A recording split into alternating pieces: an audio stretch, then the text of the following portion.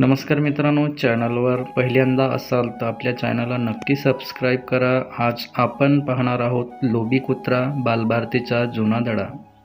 लोभी कुत्रा। एक कुत्रा रस्त्याने चालला होता। त्याला रस्त्यावर एक भाकरीचा तुकडा सापडला।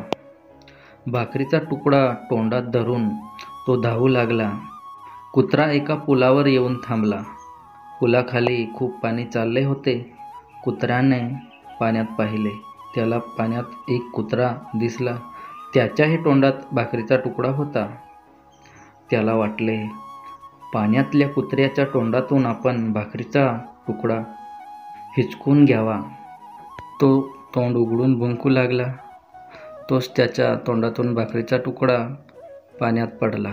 मग काय कुत्रा रडू लागला। मित्रांनो, पाठ कसा वाटला? आवडल्यास आपल्या वर्गमित्रांना नक्की शेअर करा आणि हो, लाईव्ह जीके स्पर्धा या चॅनलला सबस्क्राईब करायला विसरू नका। नमस्कार।